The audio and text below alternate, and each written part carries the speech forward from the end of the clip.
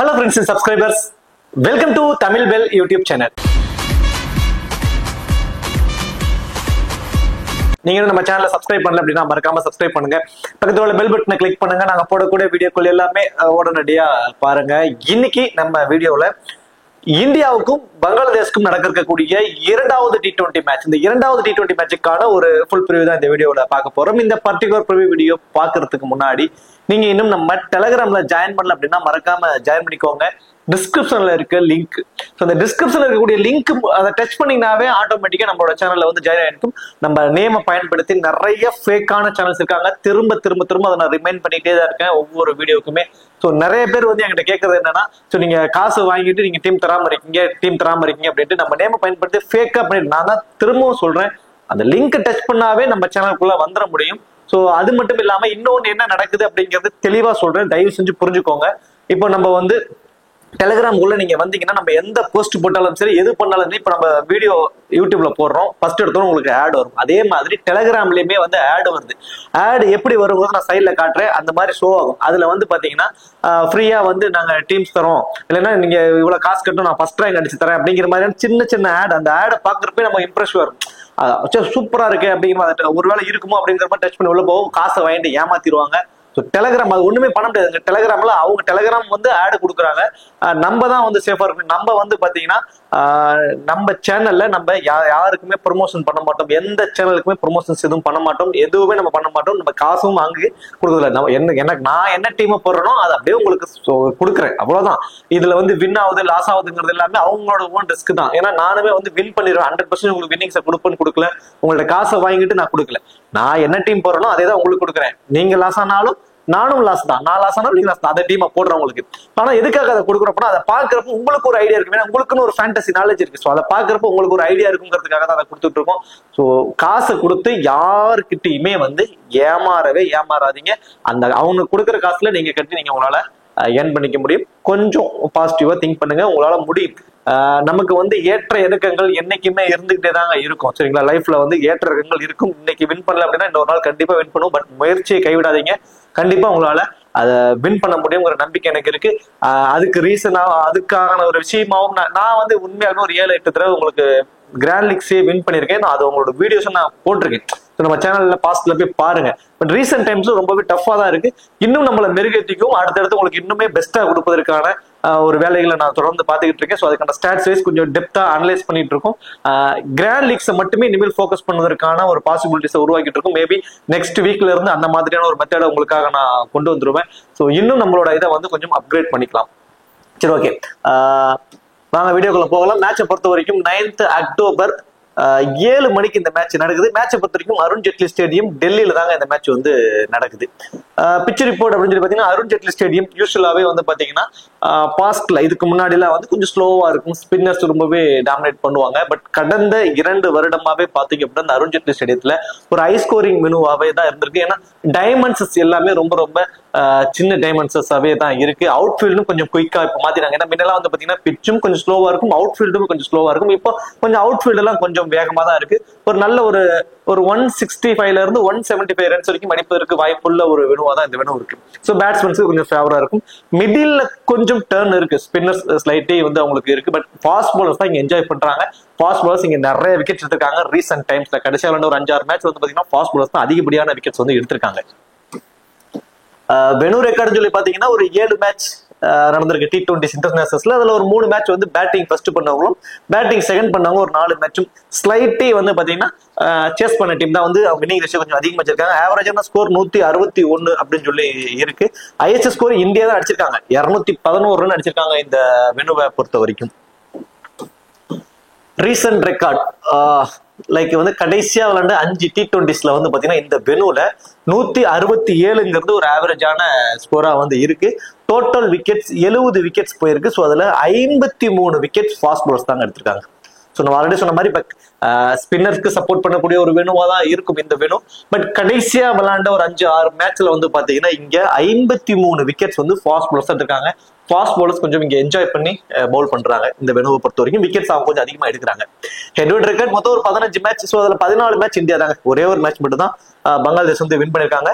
So purely upper hand India தான்.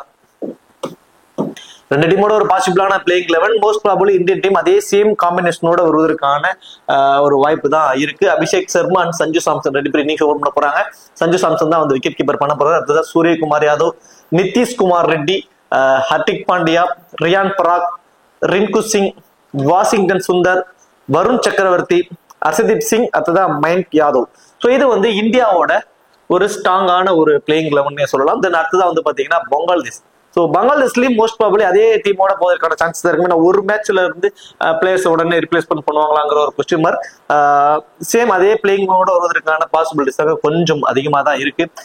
Pervez Hossain, so Litton Das ரெண்டு பேர் இன்னிங்ஸ் ஓபன் பண்ண போறாங்க. அடுத்ததான் நஜிபுல் ஹுசைன் சாண்டோ, டுவைட் ஹெரிடாய், மஹமுதுல்லா, ஜஹீர் அலி, மெஹதி ஹாசன் மிராஸ், ரிச்சர்ட் ஹுசைன், தஸ்கின் அஹமத், முஸ்டிபிஷுர் ரஹ்மான் அண்ட் சோரிஃபுல் இஸ்லாம். ஸோ இது வந்து பங்களாதேஷோட ஒரு பாசிபிளான பிளேயிங் 11. இப்போ ரெண்டு டீமோட ஒரு பாசிபிளான பிளேயிங் 11 பார்த்தாச்சு. இப்போ கிராண்ட் லீக்ஸ்க்கான ஆப்ஷன் யார் யாருக்கு என்ன மாதிரி பர்ஃபார்மன்ஸ் பண்ண வாய்ப்பு இருக்கும், யார் யாரை நம்ம கிராண்ட் லீக்ல பிக் பண்ணலாம், யார் யாருக்கு டபுள் ஆப்ஷன்ஸ் இருக்கு இப்படிலாம் பாக்குறதுக்கு முன்னாடி நீங்க இன்னும் குபேரா ஃபேண்டசி, ஸோ இந்த குபேரா ஃபேண்டசில ஜாயின் பண்ணலன்னா மறக்காம ஜாயின் பண்ணிக்கோங்க. டிஸ்கிரிப்ஷன்ல லிங்க் இருக்கு. இன்வைட் கோட் வந்து தமிழன். ஸ்மால் லீக்ஸ்க்கு ரொம்பவே பெஸ்டான ஒரு ஆப். அதை தாண்டி இதுல ஸ்மால் லீக்ஸ் நான் பிளே பண்ணல, எனக்கு ஸ்மால் லீக்ஸ்லாம் வேண்டாம், பட் நிறைய நான் ஏர்ன் பண்ணணும்னு நினைச்சீங்க அப்படின்னா இது ரொம்பவே ஒரு ஆப்டான ஆப். இதுல நீங்க கேப்டன் போட தேவையில்ல, வைஸ் கேப்டன் போட தேவையில்ல, டீம்ஸ் எதுவுமே கிரியேட் பண்ண தேவையில்ல. இந்த டியோ அப்படிங்கிற ஒரு ஆப்ஷன்ல இந்த கிளாசிக் அப்படிங்கிறது நார்மல் ஃபேண்டசி ஒரு 11 பேரை பிக் பண்ணி பிளே பண்றது. இதுல டியோ அப்படிங்கிறது வந்து பாத்தீங்கன்னா இது மாதிரி ஒரு 5 பிளேயரை வந்து அவங்க மேண்ட்ரியா கொடுத்துருப்பாங்க. ஸோ அதுல வந்து நீங்க ஒரு பிளேயரை பிக் பண்ணி உங்களால ஏர்ன் பண்ண முடியும். இது அது எப்படி அப்படின்னா, இப்போ எக்ஸாம்பிளுக்கு இந்த 5 பிளேயர்ல இருந்து நீங்க பீட் மூனியை பிக் பண்றீங்கன்னு வச்சுக்கோமே, உங்களோட ஆப்பனன்ட் நீங்க யாரை பிக் பண்ணிருக்கீங்க அப்படிங்கிறத பார்த்துட்டு அவங்க பிரபோதனியை வந்து பிக் பண்றாங்கன்னு வச்சுக்கோம். ஒரு எக்ஸாம்பிளுக்கு பீட் மூனி ஒரு 40 பாயிண்ட்டும் பிரபோதனி ஒரு 35 பாயிண்ட்ஸ் அப்படின்னா பீட் மூனியை பிக் பண்ண நீங்க வந்து வின். சரி, ஓகே. இப்ப ஃபர்ஸ்ட் நான் பிளேயரை பிக் பண்ணல, ஆப்பனன்ட் யாரை பிக் பண்ணிருக்காங்கிறத பார்த்துட்டு பிக் பண்ணணும் அப்படின்னு நினைச்சீங்கன்னா கூட அதுதான் பெட்டர் என்னை பொறுத்த வரைக்கும் டியோல. ஸோ அப்படிதான் பண்ணணும். என்னைக்குமே ஆப்பனன்ட் யாரை பிக் பண்ணிருக்காங்கிறத பார்த்துட்டு அதுக்கு தகுந்த மாதிரி பிளேயர் தான் நம்ம சூஸ் பண்ணணும் என்னைக்குமே. ஸோ அதே மாதிரி நீங்க வந்து இப்ப பிரபோதனி அவங்க பிக் பண்ணிருக்காங்க அப்படிங்கிறத பார்த்துட்டு கூட நீங்க வந்து நீங்க பீட் முனிவோ எல்லிஸ் பெரிய இப்படி யாரை வேணாலும் பிக் பண்ணலாம். ஒரே ஒரு பிளேயர் மட்டும் பிக் பண்ணி உங்களால நிறைய ஏர்ன் பண்ண முடியும். உங்களோட ஆப்பனன்ட் யாருன்னே பார்த்துட்டு அதுக்கப்புறமேட்டுக்கு நீங்க போய் பிக் பண்ண போறீங்க. ஒரே ஒரு பிளேயரை மட்டும் நீங்க அனலைஸ் பண்ணி போட்டாவே போதுமானது. ஒரு 11 பேரை பிக் பண்ணணுங்கிற ஒரு அவசியம் இருக்காது. ரொம்பவே சூப்பரா இருக்கும். டிஸ்கிரிப்ஷன்ல லிங்க் இருக்கு. இன்வைட் கோட் நம்ம சேனல் நேம் தான் தமிழ் பெல். சரி, ஓகே, வாங்க வீடியோக்குள்ள போகலாம். இப்போ கிராண்ட் லீக்கான டிப்ஸ் பார்த்தோம் அப்படின்னா இந்தியன் டீம்ல அபிஷேக் சர்மா, சஞ்சு சாம்சன் ரெண்டு பேர் வந்து இன்னிங்ஸ் ஓபன் பண்றாங்க. So Sanju Samson last match வந்து பாத்தீங்கன்னா ஒரு 29 சம்திங் ரன்ஸ் வரைக்கும் அடிச்சார். பட் விக்கெட் கீப்பர்ல அவருக்கான ஃபேண்டசி பாயிண்ட்ஸ் எதுவுமே லாஸ்ட் மேட்ச் கிடைக்கல. பட் இந்த மேட்ச் கண்டிப்பா வந்து விக்கெட் கீப்பர் மூலமா அவர்கிட்ட வந்து நம்ம ஒரு 20 ஃபேண்டசி பாயிண்ட்ஸ் வரைக்கும் எதிர்பார்க்கலாம். விக்கெட் கீப்பர் தென் ஸ்டார்டிங் பாயிண்டோட சேர்த்து பேட்டிங் பிடிப்பதற்கு முன்னாடி ஒரு 20 ஃபேண்டசி பாயிண்ட்ஸ் அவருக்கு சாலிடா கிடைப்பதற்கான பாசிபிலிட்டிஸ் ரொம்ப ரொம்ப அதிகம். தென் இன்னிங்ஸ் ஓபன் பண்றாரு, பவர் பிளேவை பயன்படுத்தி ஒரு 30-35 ரன்ஸ் வரைக்கும் அடிப்பதற்கான வாய்ப்பு.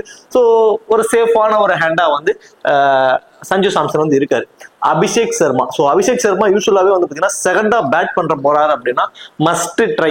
செகண்டா பேட் பண்றப்போ வெரி ஃபர்ஸ்ட் பால்ல இருந்து அக்ரெசிவ் இன்டென்ட் காட்டுவார். போத் இன்னிங்ஸ்லுமே அப்படிதான். ஃபர்ஸ்ட் இன்னிங்ஸ் இருந்தாலும் சரி, செகண்ட் இன்னிங்ஸ் இருந்தாலும் சரி, அவரோட அக்ரெசிவ் இன்டென்ட் ரொம்பவே சூப்பரா இருக்கும். இதுல பேட்டிங் ஃபர்ஸ்ட் பண்றப்ப மட்டும் நிறைய மேட்ச் கொஞ்சம் ஏர்லியரா அவுட் ஆயிருக்காரு. ஒரு 10 மேட்ச் பிளே பண்றாருன்னா அதுல 5 மேட்ச் வந்து பாத்தீங்கன்னா பேட்டிங் ஃபர்ஸ்ட் பண்றப்ப அவர் ஃபேண்டஸ் டீம் வந்திருக்காரு. ஒரு 5 மேட்ச் வந்து ஃபேண்டஸ் டீம்ல வரல. அதுவே பேட்டிங் செகண்ட் பண்ண போறாரு அப்படின்னா கிட்டத்தட்ட 10 மேட்ச்ல 8 மேட்ச் வந்து அவர் வந்து ஃபேண்டசி டீமுக்கு வந்திருக்காரு. இந்த ஒரு ஸ்டாட்டிஸ்டிக்கல் வைஸ் பாக்குறப்போ பேட்டிங் ஃபர்ஸ்ட் பண்றப்ப வேணா நீங்க ஒரு 10 டீம் போறீங்கன்னா ஒரு 50-50 ஆப்ஷன்ல அவரை பயன்படுத்திக்கோங்க. கிராண்ட் லீக்ஸ்க்கு அது சூட்டபிளா இருக்கும். பேட்டிங் வந்து செகண்ட் பண்ண போறாருன்னா மஸ்ட் ட்ரை ஆப்ஷன் கொண்டு வந்திருக்காங்க. லாஸ்ட் மேட்ச் பேட்டிங் செகண்ட் தான், பட் அன்எக்ஸ்பெக்டடான ஒரு ரன் அவுட் தான். இல்லைன்னா அவர் வந்து ஒரு பெரிய ஸ்கோரே வந்து ஆடி இருப்பாரு அபிஷேக் சர்மா பொறுத்த வரைக்கும். பேட்டிங் ஃபர்ஸ்ட் பண்றப்ப மட்டும் நீங்க 50-50 ஆப்ஷனுக்கு கொண்டு போங்க. பேட்டிங் செகண்ட் பண்ண போறாருன்னா ஒரு மஸ்ட் ட்ரை ஆப்ஷனுக்கே கொண்டு போயிருங்க. சூரியகுமார் யாதவ் எதை பத்தியுமே கோலப்படுத்தலைங்க. பர்டிகுலரா இப்ப இருக்கிற இந்த இந்தியன் டீம் ஒரு யங் டீம் தான். லைக் எல்லாருமே ஒரு யங் பிளேயர்ஸ் தான், பெருசா எக்ஸ்பீரியன்ஸ் எல்லாம் இல்ல. லைக் ஹர்திக் பாண்டியா மட்டும் கொஞ்சம் எக்ஸ்பீரியன்ஸ் அந்த மாதிரி இருக்கு. எல்லா ஃபார்மெட்லயும் அவர் ஆடிட்டு இருக்கிற ஆடின ஒரே காரணத்தினால, மற்றபடி அவரும் யங் பிளேயர் நிறைய மேட்சஸ் ஆடல அந்த இன்ஜுரி கன்சர்னால. எல்லாமே ஒரு யங் டீம் தான். ஒரு பங்களாதேஷோட ஒரு பிரைமரி டீமுக்கு அகேன்ஸ்டா தான் விளையாடுறாங்க. பிரைமரி டீமா தான் அவங்க இருக்காங்க இப்ப இருக்கிற T20s. கொஞ்சம் கூட மதிக்கிறது இல்லைங்க. ஒரு பங்களாதேஷ் டீமை கொஞ்சம் கூட மதிக்க மாட்டேங்கிறாங்க இந்த யங் டீம்ஸ். அசால்ட்டா ஆடுறாங்க. ஏதோ கடமைக்கு வந்து நீ வந்து போற, நான் 6 அடிக்கிறேன், பவுண்டரிஸ் அடிக்கிறேங்கிற மாதிரி ஆடிட்டு இருக்காங்க. ஒரு ஒரு சூப்பரான ஒரு இன்டென்ட் தெரியுது இந்த டீமுக்கு வந்து பாத்தீங்கன்னா. ஒரு குவாலிட்டியான T20 இன்டென்ட் வந்து தெரியுது. பட் ரொம்ப எல்லாருமே வந்து கொஞ்சம் ஆட்டிடியூட் காட்டுறாங்க அப்படிங்கிற மாதிரி தெரியுது. பட் கிரிக்கெட்டை பொறுத்த வரைக்கும் அது தேவைங்க. திறமை இருக்கிறவங்கள்ட்ட அது கண்டிப்பா தேவை. அதை வந்து சரியாவே பயன்படுத்துறாங்கன்னு எனக்கு தெரியுது. சூரியகுமார் யாதவ் கிட்ட போத் இன்னிங்ஸ்லயுமே அந்த இன்டென்ட் இருக்கும், சர்வசாதாரணமா இருக்கும். குயிக்கா ஒரு பாட்டு ஒரு 30-35 ரன்கள் சாலிடா அடிச்சிருவாரு. போத் இன்னிங்ஸ்லுமே கேப்டனுக்கே ஒரு எலிஜிபிளான ஒரு பர்சன் இந்த இந்தியன் டீமோட கேப்டன். அந்த அளவுக்கு ஒரு குவாலிட்டியான ஒரு பிளேயர். அவரு T20ஸ்ல பெஸ்ட் பிளேயர். எந்த பக்கம் போட்டாலுமே நீங்க இப்போ ஆஃப் சைட்ல ஒரு பால் போடுறீங்க, லெக் சைட்ல அடிப்பார். லெக் சைட்ல போடுற பால் நான் வந்து ஆஃப் சைட்ல அடிப்பார். நீங்க இங்கதான் அடிப்பாருன்னு இவருக்கு ஒரு ஃபீல்ட் செட்டப்பே பண்ண முடியாது. அன்எக்ஸ்பெக்டடான ஒரு மிஸ் ஜட்மெண்ட்ல ஒரு மிஸ் ஷாட் ஆகி அதுல அவுட் ஆகிட்டு போனாதான் ஒழிய அதர்வைஸ் இவரை தடுத்து நிறுத்தவே முடியாது. ஒரு கிட்டத்தட்ட ஒரு 30% யூசர்ஸ் அவருக்கு வந்து கேப்டனா ட்ரை பண்ணிருப்பாங்க. இத்தனைக்கும் லாஸ்ட் மேட்ச் ஒரு 30 ரன் அடிச்சாரு. இருந்தாலும் இந்த மேட்சுக்கு ஒரு 25-30% யூசர்ஸ் அவங்க கேப்டனா ட்ரை பண்ணிருப்பாங்க. அந்த அளவுக்கு ஒரு குவாலிட்டியான T20 பிளேயர். ஃபீல்டிங் பொசிஷனும் லாங்ல இருக்கும். ஸோ கேப்டன்ஷிப் பண்றதுனால இப்ப 38 சர்க்கிள்குள்ளே இருப்பாரு. இந்த டெத் ஒரு சமயங்கள்ல அவர் லாங்ல போயிருவார்னு நினைக்கிறேன். பட் இருந்தாலும் ரிங்கு சிங், ஹர்திக் பாண்டியா, ரியான் பராக், நிதிஷ்குமார் ரெட்டின்னு இப்படி நல்ல குவாலிட்டியான ஃபீல்டர்ஸ், அபிஷேக் சர்மாவும் சேர்த்து குவாலிட்டியான ஃபீல்டர்ஸ் இருக்கிறதுனால இவர் 38 சர்க்கிள்குள்ளேயே அவரோட வேலையை கேப்டன்ஷிப்ங்கிற வேலையை பார்த்துக்குவார். அப்ப இந்த எக்ஸ்ட்ரா அட்வான்டேஜஸ் எதுவும் அஸ் அ பிளேயரா பேட்டிங்ல 30-35 ரன் சாலிடா அடிச்சிருவாரு போத் இன்னிங்ஸ்லுமே. நிதிஷ்குமார் ரெட்டி, ஹர்திக் பாண்டியா இப்படி டாப் ஆர்டர்ல இருக்கக்கூடிய 5 பிளேயருமே இம்பார்ட்டன்டா தெரியுறாங்க. இதுல பேட்டிங் ஃபர்ஸ்ட் பண்றப்ப மட்டும் வேணா நீங்க அபிஷேக் சர்மாக்கு ஒரு 50-50 ஆப்ஷன்ஸ்ல கொண்டு போயிடலாம். எதனால நிதிஷ்குமார் ரெட்டி, ஹர்திக் பாண்டியா வரைக்கும் எல்லாருமே இம்பார்ட்டன்ட்னா, Nitish Kumar Reddy minimum 2 over bowl பண்றாங்க. 2 ஓவர் அவர் 2 ஓவர் பண்றாரு, வாஷிங்டன் சுந்தர் 2 ஓவர் போல் பண்றாரு. அப்படிங்கிறப்போ 2 ஓவர்ல ஒரு அன்எக்ஸ்பெக்டடான ஒரு விக்கெட், கிராண்ட் லெக்ஸ்க்கான ஒரு ஆப்ஷன், அன்எக்ஸ்பெக்டடான ஒரு விக்கெட். லாஸ்ட் மேட்ச் பவுல் பண்ணியிருந்தாரு, பேட்டிங்ல பெருசா கான்ட்ரிபியூட் பண்ணல, பவுலிங்லயும் விக்கெட்ஸ் எதுவும் எடுக்கல. அதனால நிறைய பேருக்கு வந்து அவரை பெருசா கன்சிடர் பண்ண மாட்டாங்க. ஒரு 50-50 ஆப்ஷன்ல தான் வர வச்சிருப்பாங்க மைண்ட்ல. இப்ப நான் என்ன சொல்றேன், 2 ஓவர் போல் பண்றாரு, ஒரு விக்கெட் கிடைச்சிருதுன்னா அதுல 25 ஃபேண்டசி பாயிண்ட்ஸ் ஆயிடுது. ஒரு பை சான்ஸ் ஒரு எல்பிடபிள்யூங்கிறத வேணாம், ஒரு விக்கெட்டுங்கிறத கன்சிடராகவே எடுத்துக்கோ, ஒரு 25 fantasy points, starting by 4 point. So கிட்டத்தட்ட ஒரு 30 ஃபேண்டசி பாயிண்ட்ஸ்ங்கிறது வந்துருது. அதுலயே வந்துருதுங்களா. Fielding position long off square பவுண்டரிஸ்ல தான் இருக்கு. ஸோ ஒரு கேட்ச் பிடிக்கிறதுக்கான ஒரு வாய்ப்பு, இந்த வாய்ப்பெல்லாம் தனியா வச்சிருக்கோம். எல்பிடபிள்யூங்கிறதுக்கு ஒரு 8 பாயிண்ட் வருது, ஒரு வாய்ப்பு தனியா வச்சிருவோம். கேட்ச் பிடிச்சா ஒரு 8 பாயிண்ட், அது ஒரு வாய்ப்பு தனியா வச்சிருவோம். ஸோ இதுக்கே ஒரு 16 பாயிண்ட் வந்துருது. ஒரு வாய்ப்புலயே ஒரு 16 பாயிண்ட் வந்துருது. ஒரு 2 ஓவர் போல் பண்றாரு, 12 பால், ஒரே ஒரு நல்ல பால், ஒரு விக்கெட், 10 ஸ்டார்டிங் பாயிண்ட் எல்லாம் சேர்த்து 30 பாயிண்ட். பேட்டிங்ல செகண்ட் டவுனே வந்துடுறாரு. மினிமம் 20+ ரன்ஸ் அப்படின்னாவே அதுல 30 ஃபேண்டசி பாயிண்ட்ஸ் வந்துடும். ஒரு 60ல இருந்து ஒரு 70 ஃபேண்டசி பாயிண்ட்ஸ் வரைக்கும் வர சான்சஸ் அதிகம் உள்ள ஒரு பிளேயரா வந்து இருக்காரு. ஒரு பிக் டிஃபரன்சியல். கேப்டன் வைஸ் கேப்டனுக்கே ஒரு மெட்டீரியலா ஒரு இருப்பதற்கு சான்சஸ் இருக்கு. இந்த பர்டிகுலர் மேட்ச்ல பர்டிகுலரா பேட்டிங் ஃபர்ஸ்ட் பண்ண போறாங்க அப்படின்னா ரொம்பவே ஒரு இம்பார்ட்டன்ட் பிக்கா நீங்க அவரை ட்ரை பண்ணிக்கோங்க. மோஸ்ட் ஆஃப் அவரை கன்சிடர் பண்ண மாட்டாங்க. கேப்டன் வைஸ் கேப்டன் கூட நீங்க ட்ரை பண்ணி பார்க்கலாம். ஹர்திக் பாண்டியா தான் கிட்டத்தட்ட ஒரு 30% ஆஃப் யூசர்ஸ் அவருக்கு கேப்டன் வைஸ் கேப்டன் ஆப்ஷனா கண்டிப்பா ட்ரை பண்ணிருப்பாங்க. ஒர்த்து தாங்க. 4 ஓவருமே கம்ப்ளீட் பண்ணிடுறாரு. அது ஒண்ணு.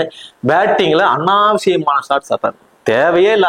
நீ என்ன வேணாலும் வந்து போட்டு எப்படி வேணாலும் என்னோட இன்டென்ட் நான் காட்டுங்கிற மாதிரி ஒரு குவாலிட்டி இன்டென்ட் தெரியுதுங்க. அவர்கிட்ட வந்து ஒரு ஒர்த்தபிளான பிளேயரா வந்து இருக்காரு.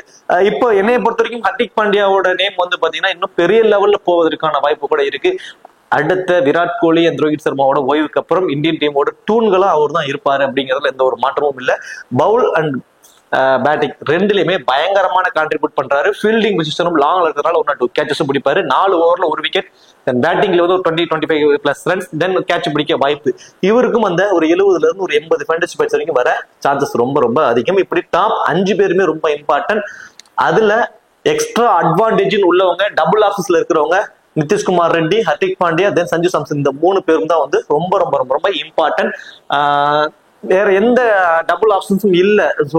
சூரியகுமார் யாதவ், அபிஷேக் சர்மாங்கிறதுனால மட்டும் 50-50 option. T20 captain player Suryakumar யாதவ்ங்கிறதுனால நான் போத் இன்னிங்ஸ்மே ஒரு 80% ஆஃப் டீம்ஸ்ல அவரை ட்ரை பண்ணிக்குவேன். அபிஷேக் சர்மாவும் ஃபர்ஸ்ட் பேட் பண்றாருன்னா 50-50 ஆப்ஷன், செகண்டா பேட் பண்றாருன்னா மஸ்ட் ட்ரை. ஸோ இதுதான் என்னோட ஒரு ஸ்டாண்டர்ட்.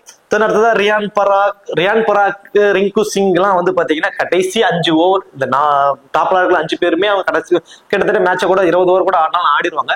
இருந்தாலும் பேட்டிங் ஃபர்ஸ்ட் பண்ண போறாங்கன்னா ரியான் பராக், ரிங்கு சிங் 2 பேர்த்துக்கிட்ட இருந்துமே ஒரு 20 ரன்ஸ் வரைக்கும் வருவதற்கான சான்சஸ் பை சான்ஸ் பங்களாதேஷ்க்கு ஃபேவரா மேபி ஏதாவது ஒரு மேட்ச் நடக்கும், ஏர்லியரா 1-2 விக்கெட் ஏர்லியரா போவதற்கு சான்சஸ் இருக்கும். அந்த மாதிரி ஒரு ஒன் சைடடா டீம் நீங்க போடுறீங்க, ஒரு பங்களாதேஷ்க்கு ஃபேவர் ஒரு 10 டீம் போறோம், அது ஒரே ஒரு டீமாவது பங்களாதேஷ்க்கு ஃபேவரா போட்டு பார்ப்போமே அப்படின்னு ஒரு டீமை நீங்க போட்டீங்கன்னா அதுல நீங்க வந்து ரியான் பராக்கு இம்பார்ட்டன்ஸ் கொடுங்க.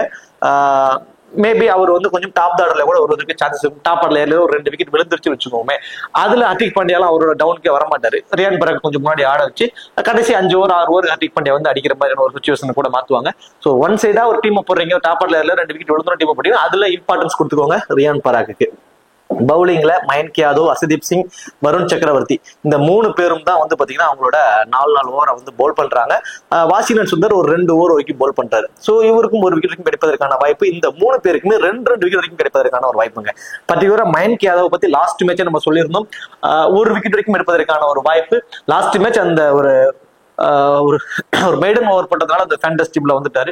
அவரோட அந்த இன்ஜுரி கன்சர்ன் மட்டும்தான் அவருக்கு வந்து மிகப்பெரிய ஒரு மைனஸா இருக்கு. நல்ல வேகம், ஒரு குவாலிட்டியான, அதான் மயங்க் மெய்டன் யாதவ்னே சொல்லலாம். முதல் ஓவரே மெய்டன் போட்டாரு, ஒரு 150 வேகத்தை வந்து சர்வ சாதாரணமா போல் பண்ணிட்டு இருக்காரு. கரெக்டான லைன் லென்த்லயும் போல் பண்றாரு, அதுலயும் நல்ல ஸ்விங்கும் பண்றாரு.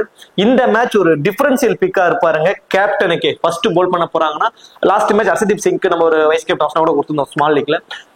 இந்த மேட்ச் ஃபர்ஸ்ட் போல் பண்ண போறாங்க அப்படின்னா அப்படியே ஆப்போசிட்டா நீங்க வந்து மயன்க் யாதவுக்கு கூட ட்ரை பண்ணி பாருங்க, ஒரு கேப்டனாவோ அல்லது வைஸ் கேப்டன் ஆப்ஷனோ ட்ரை பண்ணி பாருங்க. பட் யூஸ்வலாவே வந்து பாத்தீங்கன்னா அர்ஷதீப் சிங் ஃபர்ஸ்ட் போல் பண்றாருன்னா அவர் தான் ரொம்ப இம்பார்ட்டன்ட் கேப்டன் வைஸ் கேப்டனுக்கு. அதுவே செகண்டா போல் பண்றப்போ அர்ஷதீப் சிங்குக்கு நீங்க கொஞ்சம் ஓவரை முன்னாடியே கொடுத்துருவாங்க.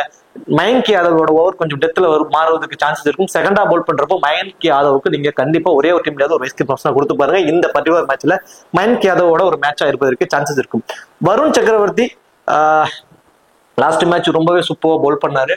இந்த வெனு கொஞ்சம் இப்ப ஃபாஸ்ட் பவுலருக்கு சப்போர்ட் பண்ணது, கொஞ்சம் மிடில் கொஞ்சம் ஸ்பின்னருக்கு சப்போர்ட் பண்றதுனால ஒரு 2 விக்கெட் எடுப்பதற்கான ஒரு வாய்ப்பு இருக்கு. ஏன்னா இவரோட பால் கொஞ்சம் கஷ்டப்படுறாங்க, ஆடுறதுக்கு கொஞ்சம் தடுமாறுறாங்க. மேபி இவர்கிட்ட இருந்து ஒரு 2 விக்கெட் வரைக்கும் நம்ம எதிர்பார்க்கலாம். இந்த 3 பவுலர்ஸுமே ரொம்பவே இம்பார்ட்டன்ட் பிக்கா வந்து இருப்பாங்க. இப்படி இந்த 3 பவுலர்ஸ் டாப் 5 பேர்த்துல இருந்து நீங்க 4 பிளேயர் வரைக்கும் கொண்டு வரலாம். அந்த 4 பிளேயர்ல ஹர்திக் பாண்டியா, நிதிஷ்குமார் ரெட்டி, சஞ்சு சாம்சன் இந்த 3 பேருமே டபுள் ஆப்ஸ் அப்படிங்கிறதுனால இம்பார்ட்டன்ட்.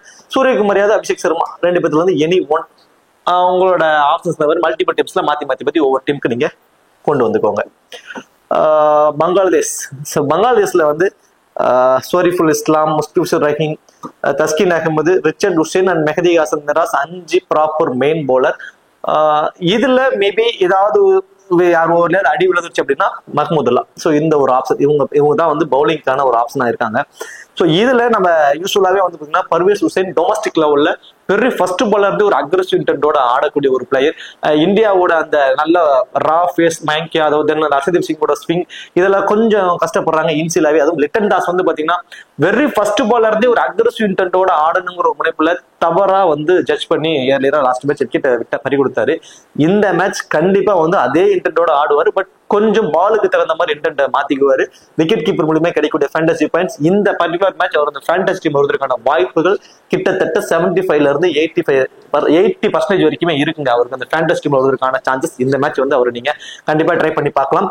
பர்வேஸ் ஹுசைனை பொறுத்த வரைக்கும் செகண்டா பேட் பண்றப்ப அவரோட ஆவரேஜ் ரொம்பவே சூப்பரா இருக்கு. T20ஸ்ல டொமஸ்டிக் லெவல்ல விளையாடுறப்பயுமே ரொம்ப சூப்பரா இருக்கு. அவருக்கு சேஸ் பண்றப்போ பேட்டிங் ஃபர்ஸ்ட் பண்றப்போ நிறைய மேட்ச் வந்து பாத்தீங்கன்னா ஏர்லியரா தான் அவரோட விக்கெட்டை பறி கொடுத்திருக்காரு. அதே மாதிரி நஜிபுல் ஹுசைன் சாண்டோ பேட்டிங் ஃபர்ஸ்ட் பண்றப்போ அவரோட ஆவரேஜ் 25 அப்படிங்கிற ஒரு ஆவரேஜ் இருக்கு. T20ஸ்ல சேஸ் பண்றப்போ நிறைய மேட்ச் வந்து பாத்தீங்கன்னா பெருசா அவருக்கு பர்ஃபார்மன்ஸ் இல்ல, ஏர்லியராவே தான் அவுட் ஆயிட்டு இருக்காரு. அதே மாதிரி ஹருடாயும் வந்து பாத்தீங்கன்னா லாஸ்ட் மேட்ச் நம்ம அவரை பத்தி டீடைலா சொல்லியிருந்தோம். பேட்டிங் ஃபர்ஸ்ட் பண்ண போறாங்கன்னா மஸ்ட் ட்ரை, ஃபேண்டசி டீம்ல கண்டிப்பா வந்துருவார் அப்படின்ட்டு அதே மாதிரி வந்திருந்தாரு. அதே சேஸ் பண்ண போறாங்க அப்படின்னா அவர் வந்து பாத்தீங்கன்னா ஏர்லியரா கிட்டத்தட்ட ஒரு 10ல 7 மேட்ச்ல வந்து பாத்தீங்கன்னா பேட்டிங் செகண்ட் பண்றப்போ ரொம்பவே ஏர்லியரா அவுட் ஆயிருக்காரு. ஃபேண்டசி டீம்லயே வரவே பண்ணவே இல்லை. பேட்டிங் ஃபர்ஸ்ட் பண்றப்போ அவருக்கு இம்பார்ட்டன்ஸ் கொடுத்துருக்காங்க. அதே மாதிரி மஹமதுல்லா பத்தியும் லாஸ்ட் மேட்ச் ரொம்ப டெப்தா சொல்லியிருந்தோம். பேட்டிங் ஃபர்ஸ்ட் பண்ண போறாங்க அப்படின்னா அவரை நீங்க ஒமிட் பண்ணிருங்க. பேட்டிங் செகண்ட்னா மஸ்ட் ட்ரை அப்படின்னா லாஸ்ட் மேட்ச் பேட்டிங் ஃபர்ஸ்ட் பண்ணாங்க, ஏர்லியரா அவுட் ஆயிட்டாரு. பேட்டிங் செகண்ட் பண்ண போறாங்க, அப்போ மஸ்ட் ட்ரை. இன்னைக்கு மேபி பேட்டிங் செகண்ட் பண்றாங்க, அதான் இந்த மேட்ச்ல பேட்டிங் செகண்ட் பண்றாங்க அப்படின்னா மஸ்ட் ட்ரை. கடைசி 20வது ஓவர்ல கடைசி பால் வரைக்கும் கூட அவர் உள்ள நிப்பாரு. மேட்சை கடைசி வரைக்கும் கொண்டு போகணும்னு ஆடக்கூடிய ஒரு குவாலிட்டியான பிளேயர், நிறைய எக்ஸ்பீரியன்ஸ் இருக்கு. நிறைய மேட்சஸை கடைசி வரைக்கும் கொண்டு போய் ஒரு கடைசி வரைக்கும் கொண்டு போய் மேட்சை யார் பக்கம் வரும் அப்படிங்கிற மாதிரியான ஒரு எல்லாத்தோட ரசிகர்கள் ஒரு பார்வையை கொண்டு வந்து வச்சிருவாரு. அந்த அளவுக்கு ஒரு குவாலிட்டியான பிளேயர். பேட்டிங் செகண்ட் பண்ண போறாருன்னா நீங்க மஸ்ட் ட்ரை. ஸோ இப்போ இதுல டாப் ஆர்டர்ல இருக்கக்கூடியவங்கல லிட்டன் தாஸ் போத் இன்னிங்ஸுமே இம்பார்ட்டன்ட். பர்டிகுலரா பேட்டிங் செகண்ட் பண்ண போறாங்கன்னா must try. Mahmudullah batting second பண்ண போறாருன்னா must try. And then Parvez Hossain நீங்க 50-50 ஆப்ஷன்ல பேட்டிங் செகண்ட் பண்ண போறாருன்னா இம்பார்ட்டன்ஸ் கொடுத்துக்கோங்க. அவரோட ஆவரேஜ் அந்த மாதிரி இருக்கு. அதே நஜிபுல் ஹுசைன் சாண்டோவும் தர்வேட் ஹரிடாய் 2 பேருமே வந்து பாத்தீங்கன்னா பேட்டிங் ஃபர்ஸ்ட் பண்றப்போ அவங்களோட ஆவரேஜும் நல்லா இருக்கு. கிட்டத்தட்ட 10ல் 8, 9 ஹரிடாய் எல்லாம் 10ல் 9 மேட்ச் வந்து பேட்டிங் ஃபர்ஸ்ட் பண்றப்போ அந்த ஃபேண்டஸ் டீம்ல வந்திருக்காரு. ஸோ இவங்க எல்லாம் வந்து பேட்டிங் ஃபர்ஸ்ட் பண்றப்போ இம்பார்ட்டன்ஸ் வந்து கொடுத்துக்கோங்க. பவுலிங் மெஹதி ஹசன் மிராஸ், ரிச்சர்ட் ஹுசைன் 2 பேர்த்தையுமே கிட்டத்தட்ட உங்களோட ஸ்மால் லீக்ஸ்ல 80% வியூசஸ் வந்து கண்டிப்பா ட்ரை பண்ணியிருப்பாங்க.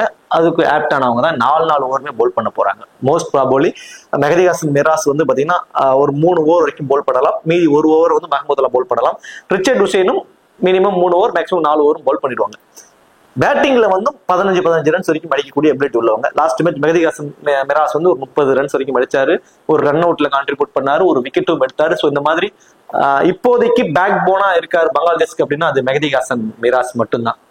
அதே மாதிரி மெஹதி ஹசன் மிராஸ் கிட்ட இருக்கக்கூடிய மிகப்பெரிய ஒரு மைனஸ் என்னன்னு சொல்லி பாத்தீங்க அப்படின்னா பேட்டிங் ஃபர்ஸ்ட் பண்ற மேட்சஸ் எல்லாத்துலயுமே அவரோட ஃபேண்டசி வேல்யூ ரொம்பவே இன்க்ரீஸ் ஆயிருக்கு. பேட்டிங் செகண்ட் பண்றதை கம்பேர் பண்றப்போ, அதாவது ஃபர்ஸ்ட் போல் பண்றப்போ வந்து பாத்தீங்கன்னா பெருசா ஃபேண்டசி டீம்ல அவரோட கான்ட்ரிபியூட் வந்து ரொம்பவே கம்மியா இருக்கு. நம்ம சர்ச் பண்ணி பாக்குறப்போ வெறும் 45% ஆஃப் டீம்ஸ்ல அந்த டைம் பர்சன்டேஜ் அந்த மாதிரி ஒரு பர்சன்டேஜ் ஒரு 40 வச்சுக்கோமே. ஒரு 10 டீம்னா ஒரு 4 மேட்ச் 10 மேட்ச்னா ஒரு 4 மேட்ச் மட்டும் தான் அந்த ஃபேண்டசி டீமுக்குள்ள வந்திருக்காரு. பேட்டிங் செகண்ட் பண்றப்போ. அதுவே பேட்டிங் ஃபர்ஸ்ட் பண்றப்போ 10ல் 9 மேட்ச் வந்து பாத்தீங்கன்னா அவர் வந்திருக்காரு. ஸோ பேட்டிங் ஃபர்ஸ்ட் பண்றப்போ பேட்டிங்ல வந்து ஒரு கணிசமான கான்ட்ரிபியூட் பண்ணிடுவார். தென் பவுலும் வந்து பண்றப்போ அவரோட ஃபேண்டசி வேல்யூ ரொம்பவே இன்க்ரீஸ் ஆயிருக்கு. ஸோ இதை மட்டும் கொஞ்சம் மைண்ட்ல வச்சுக்கோங்க. அதே மாதிரி ரிச்சர்ட் ஹுசைன் அப்படியே நேர் ஆப்போசிட்ல இருக்காருங்க. ஸோ ரிச்சர்ட் ஹுசைனை பொறுத்த வரைக்கும் பேட்டிங் செகண்ட் பண்ண போறாங்க அப்படின்னா ரொம்பவே ஒரு இம்பார்ட்டன்ட் பிக்கா இருக்காரு. பேட்டிங் வந்து பவுலிங் வந்து ஃபர்ஸ்ட் பண்றப்போ ரிச்சர்ட் ஹுசைன் ஒரு விக்கெட் எடுத்துடுறாரு. தென் அவர் வந்து செகண்ட் இன்னிங்ஸ்ல ஆடுறப்போ இவர் வந்து கடைசியா மேட்சை பினிஷ் பண்ற ரோல் மாதிரியான ஒரு இதெல்லாம் வரும். ஸோ கடைசி ஒரு 4-5 ஓவர்ல வந்து ஒரு ஆடுற மாதிரி இருக்கும். ஒரு 15-20 ரன் அடிச்சு அந்த ஃபேண்டசி டீம்ல வந்திருக்காரு. ஸோ இந்த மாதிரி ஆப்ஷன்ஸ்ல வந்து 2 பேத்தையுமே நீங்க மாத்தி ட்ரை பண்ணிக்கோங்க. அதே மாதிரி பவுலிங்ல வந்து பாத்தீங்கன்னா Taskin Ahmed over last match நீங்களாம் பந்து போடவே வராது அப்படிங்கிற மாதிரி அடிச்சு துவச்சு எடுத்துட்டாங்க. ஒரு கொன்னு எடுத்துட்டாரே சொல்லலாம் ஹர்திக் பாண்டியா. பட் ரொம்ப ரொம்ப குவாலிட்டியான பிளேயருங்க. லாஸ்ட் மேட்ச் அவரை பத்தி டெப்தா பேசியிருந்தோம். போத் இன்னிங்ஸ்ல மினிமம் ஒரு விக்கெட்டாவது எடுத்துருவாரு. அது செகண்ட் இன்னிங்ஸ்னா அவருக்கு நீங்க கொடுத்துக்கோங்க. ஏன்னா மற்ற யாரும் விக்கெட்டே கூட எடுக்க மாட்டாங்க. ஒரு விக்கெட்டாவது எடுத்துருவாரு. அதனால ஃபேண்டசி வர சான்சஸ் இருக்கும் அப்படின்ட்டு. இந்த மேட்சும் சேம் தான். அதிகப்படியான விக்கெட்ஸ் அவர் மேல நம்ம எடுப்பாருன்னு சொல்ல வரல. ஒரு விக்கெட் வரைக்கும் எடுப்பாரு.